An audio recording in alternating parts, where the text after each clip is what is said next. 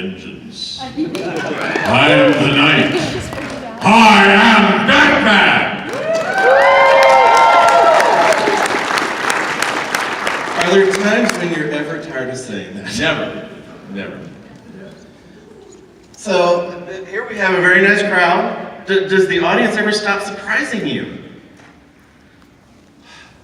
What I find so amazing about the Batman audience is you guys are the most passionate, the most loyal, committed fans of all the fans. It's amazing. The passion for this character, there's such a deep sense of connection with him. It's like he's a member of the family for a lot of fans, and I really hear that when I come to Comic-Cons. I think the fact that he has no superpowers, that he's the one superhero who's only got his wits, and he's so purely good. He wants to cure the world, and he has no superpowers to help him do it. There's something so noble about that people love that about him. So that just brings out the best in fans. I've heard Michael Uslan, executive producer of the Batman movies, suggest that he considers Batman's persistence to be his superpower. That's a good way of putting it. He never gives up. Is there a lesson from somebody like Batman that can resonate in real people's lives? I think the lesson to take from Batman is that no matter how difficult life gets, and everyone's life is difficult. No one gets out of here alive, you know? It's difficult for everybody. But no matter how difficult it gets, you have no excuse not to do the right thing. You always have to do the right thing. And I think that's the lesson that comes from him. You can never stop trying to do the right thing. And while we're talking for a moment, people can go ahead, line up at the microphone over there if you have questions for Kevin. And I'll watch for when the Wizard Pete will give us the signal that we've been going on too long. In the upcoming Justice League movie, I saw in one of the trailers, someone asked him, "What's your superpower?" And he says, "I'm rich." Look, I've always felt if you plant him somewhere without any of the toys or any of that, he's still Batman. He's the original MacGyver. That's who he is. And he would be. I mean, if he had no money and he had no toys, he would still manage to save the world. He's just that kind of person. Because his real secret power is his passion and his goodness. And that's what people love about him. I actually thought that was something that Dark Knight Rises got right. They stripped him of his money. I didn't agree with how they did it, but they stripped him of his money, they planted him in the middle of nowhere, and he's still Batman. Absolutely. Yeah, you're right. Of the theatrical films, do you have a favorite? Mask of the Phantasm. That's a good answer. All right, over here in the Batman shirt. All right. Tell us who you are and what's your question. My name is Taylor. When you came to Tulsa a couple years ago and you told a story about how you volunteered in 9/11, I'd like for you to tell that story because it's a great story. I hope, if you've heard this story, I'm sorry. But it is a good story. I haven't actually told it in a while. I live in New York, and after the attacks on New York is really, everyone thinks it's this mean town, but New Yorkers are really very giving people because we all live on top of each other. We all have to get along. And it's kind of like a big city of a lot of neighborhoods. And whenever anything goes wrong there, people really pull together. So after the attacks, you all saw the images of people running away from the clouds of dust. Everyone remembers those pictures. But I wish what you could have seen is the people running back after the cloud of dust settled. Hundreds of people ran downtown to see what they could do to help. And so many people that they had too many. And they organized people at the Javits Center. So they gave out a phone number to call the Javits Center, and you could register to be part of a work crew or a volunteer crew or whatever. So I call the Javits Center, and this guy goes, well, we have all the diggers and tunnelers we need. Do you have any restaurant experience? And I said, I'm an actor. Of course I have restaurant experience. I said, do you need waiters? Do you need cooks? He said, wait a minute, you cook? And I said, yeah, I cook. And he said, well, are you free now? I said, yeah, I'm between jobs right now. He said, no, I mean right now. Can you get down here now? So I went down to this restaurant right next to Ground Zero that they had taken over. And I worked in the kitchen. And I was working in the kitchen, and night after night, I was doing the night shift from like 6 p.m. to 6 a.m. And it was very hot and sweaty, and it was very unpleasant. There was a lot of dust in the air, the smell. And in the midst of a few nights in, one of the other cooks said, so what kind of acting do you do? He said, my day job is I'm an architect. What's your day job? And I said, well, I'm an actor. He said, yeah, but what kind of acting do you do? Do you do some special kind of acting? I said, well, I do mostly voice work. He said, I knew it! I knew your name. You're Batman! I said, how do you know that? He said, everybody knows who's Batman. I said, no, everybody does not know who's Batman. He said, oh God, can I tell the guys in the dining room? They're all gonna freak out. I said, no one's gonna care. This is, there's great tragedy going on around us. No one's gonna care about that. He said, wait, watch. So he goes out in the dining room and he goes, guys, you're not gonna believe who's been cooking your dinners. It's Batman. Long pause in here. Bullshit! Because they're all firemen, And then he says, someone else says, make him prove it! So I thought, oh, this is good. So I'm back in the kitchen, way in the back, and I have a big voice. So I said, I am vengeance. I am the night. I am Batman! There's this long pause, and you hear, holy fuck! That is Batman! And they come running back in the kitchen. Like, oh man, that episode when the Joker did this, and remember, oh man, how's that Catwoman? What you and my favorite episode is this, and my favorite, and there was just laughing and carrying on. And the architect who had recognized me, he said, what's it like to be Santa Claus? Because that's what just happened. And I called Andrea Romano the next morning early. I said, what do we do really matters. I said, because the one thing they needed last night was to laugh. And everybody was laughing. So that's my Ground Zero story. Thank you, sir. Thank you. What's your name? What's your question? My name is Cole Placencia. Sorry about the last name. Hey. I was wondering, when you were first asked on to do the voice of Batman, how much did you know about Batman? And also, I'm also curious as to wondering, did you do other did you do other characters before Batman? Well, that's what's kind of amazing. People ask me how to get into doing voices in animation, and I said, well, not the way I did it, because it just doesn't happen that way. I did commercial voiceovers to supplement my theater income. I was really a theater actor in New York, but theater doesn't pay any money. You can't make a living in the theater, everybody knows that. So they do commercials during the day, a lot of the Broadway actors. And I did voiceovers. And I happened to be in LA doing a series, which didn't last very long. And my voiceover agent said, they're putting together a new show over at Warner Brothers, Batman. Why don't you go over and give it a shot? I'd never done an animated voice, ever. And I said, well, new show? I said, it's been around forever, hasn't it, Batman? He said, it's never been an animated show.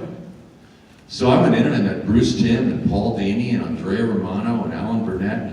And, royalty in animation. And I didn't know who any of these people were. I went in, this dumb actor who I didn't know who I was meeting. So I couldn't get nervous about it.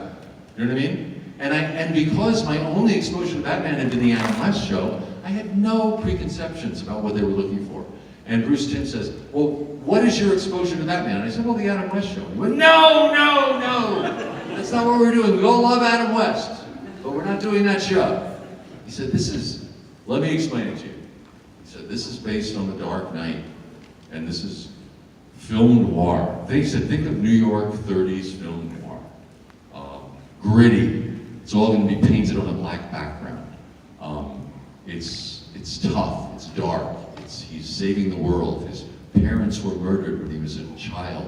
He's avenging their deaths. It's two personality. He lives in the shadows. He's misunderstood. I said, you're telling the Hamlet story. He said, well, no one has made that comparison. But I just approached it the way I do it any role. I said, well, let me just use my imagination. So it was just an actor in an audition using his imagination. I mean, you don't get more naked than that, with no preconceptions. But because I had none, I felt totally liberated. So I just put myself in my imagination in that place, and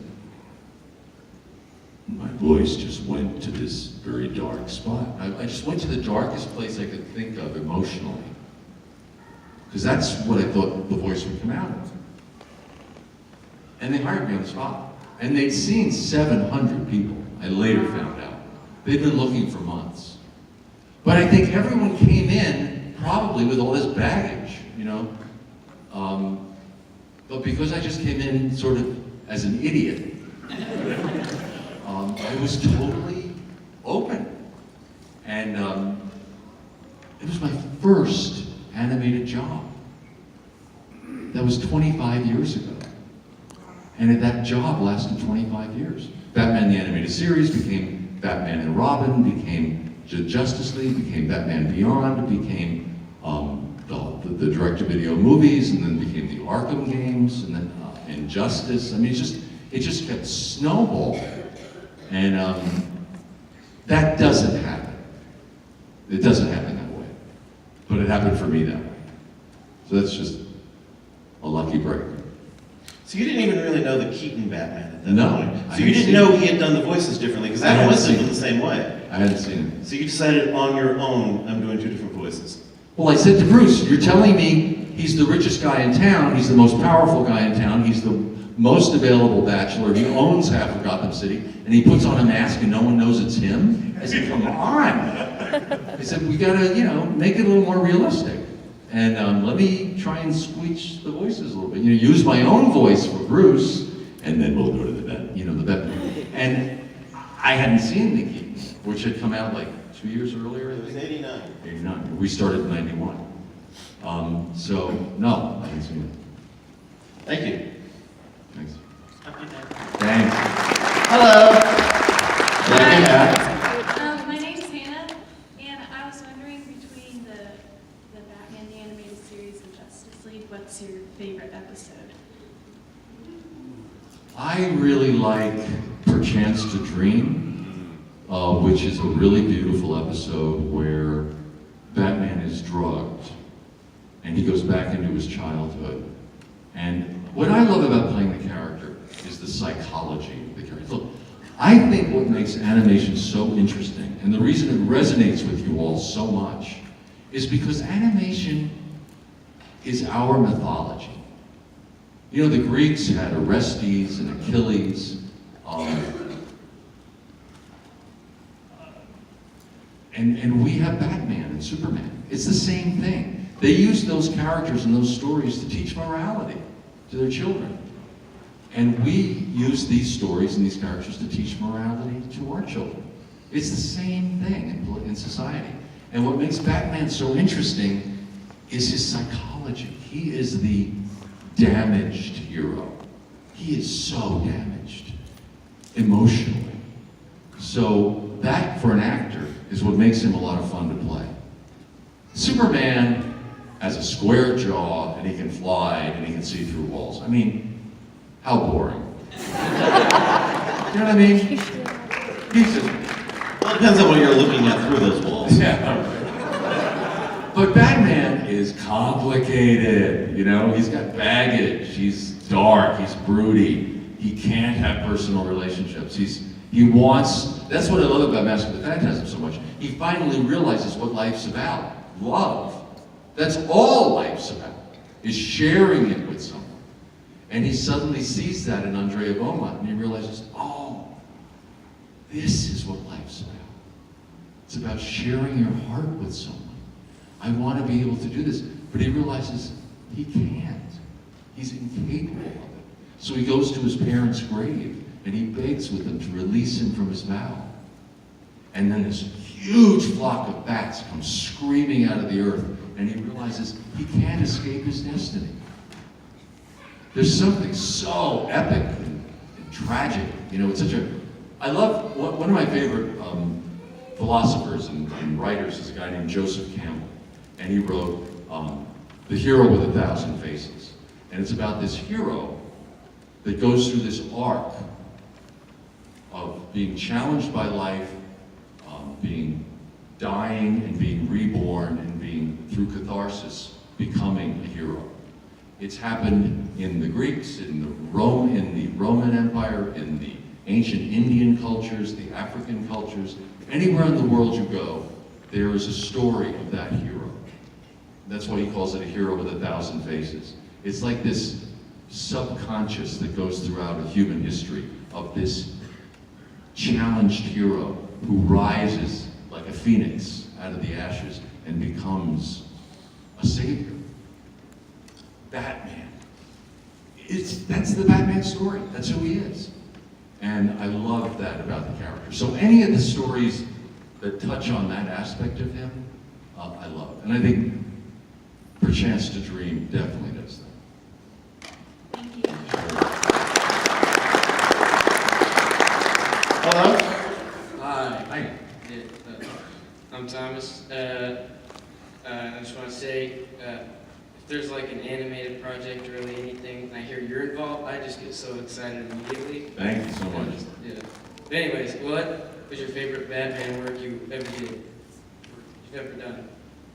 Favorite? Not just an episode, any of it. Yeah, any. I really loved,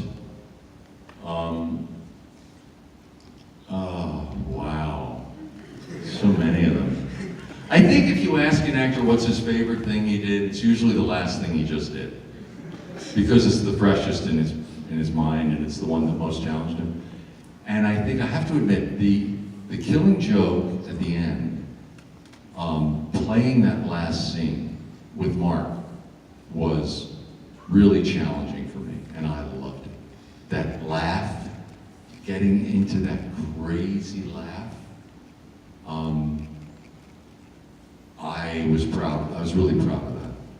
But also, Mask of the Phantasm. Again, it's just a performance I'm really proud of. So, a lot of them. I've been proud of a lot of it. Question about that laugh at the end of The Killing Joke. Because Michael Uslan wanted my take on that, what I thought was happening. In that scene, fans disagree about a lot of things in The Killing Joke, but in that scene, why is Batman laughing? Because you had to take your perspective when you were playing that role. What did you see as the reason that he was laughing?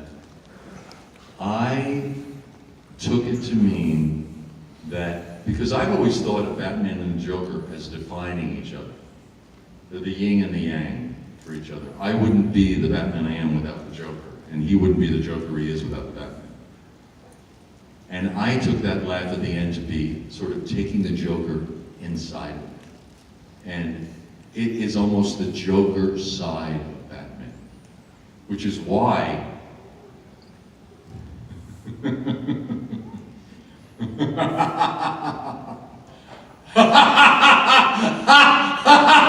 as it grew, it got crazier and crazier, because I wanted it to be Joker-like, so that you heard an element of the Joker in the Batman, which I think is really interesting. Thank you.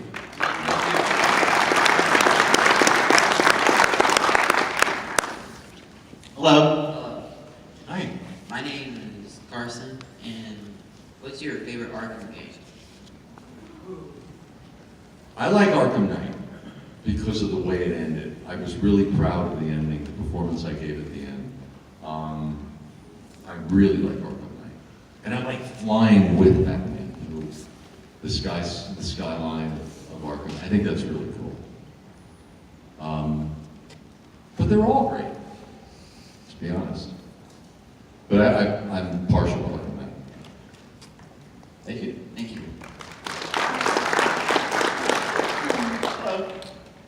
My name's Carl.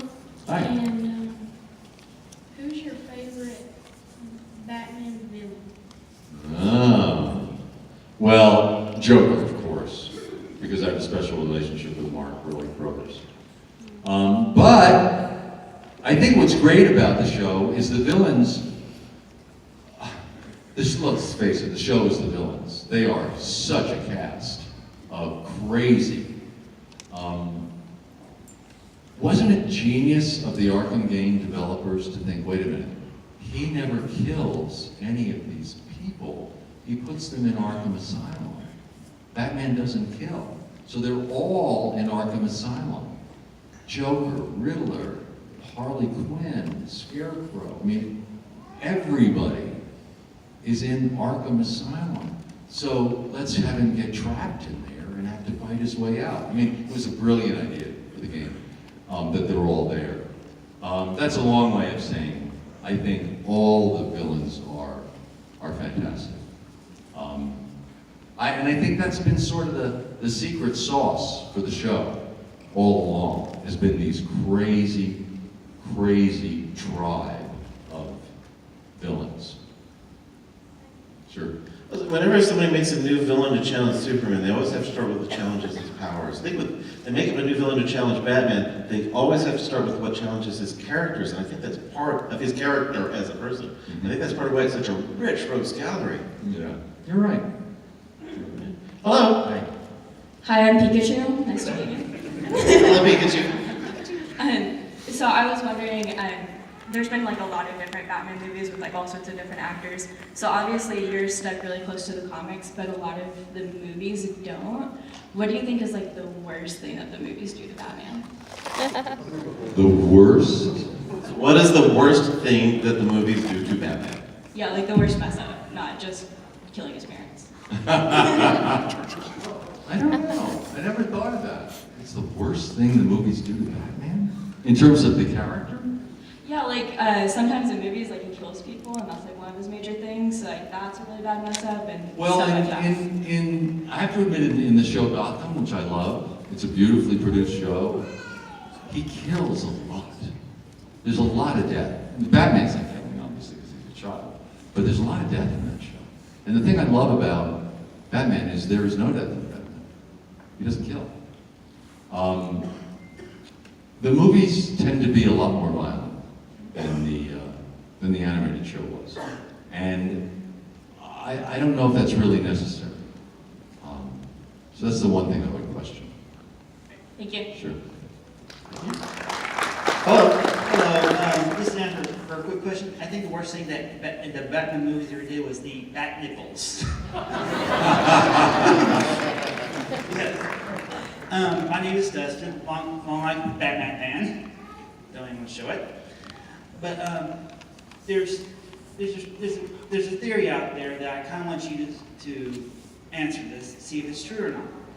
Apparently, Batman is really related to his villains. For instance, Two-Face, two sides of Bruce Wayne, of course, Bruce Wayne and Batman, and Dr. or Mr. Freeze, whatever they call him, is because he's cold-hearted towards women. Do you think that's true, or is this a bunch of fan theories? And my second question is, when you work with people for years and years and years, whether it was Mark Hamill or any other actor, when you hear of their passing, what's the first emotion that goes through your mind? Because when I hear the death of an actor that I grew up with, whether with their voice or their physical work, it just really hits me. I mean, we lost the guy who played Jim Gordon not too long ago, and we lost Adam West, which is an iconic Batman character in his own right. Well, look, as I said before, no one gets out of here alive, And I think that's just a message that you can never stop reminding yourself of, is that the journey is really short, and you've just got to really enjoy the people around you and take advantage of what life has to give. I was so saddened by Adam's death. It came out of left field. I didn't know that he was sick. I had just seen him shortly before that. I don't know. I have a unique perspective on that because I think I work in the theater, and because of my age. I went to Juilliard in the 70s, and I started acting in the theater in 1978. So I was working in the New York theater all through the 80s and the 90s. Well, AIDS was just wiping out so many people that I was close to, that it was horrible. And you're too young when you're in your 20s to be taking care of people through their death. You're not ready for it, you know what I mean? And it just decimated the theater. And so I learned, perhaps at an earlier age than some other people, to really, really hold on to the people in your life and give to them, because they leave so quickly, you know what I mean? So that's my perspective on that. Did you get to ever chat with Adam West much? I know he did the Grey Coast episode. Yeah. Oh yeah, I loved working with Adam.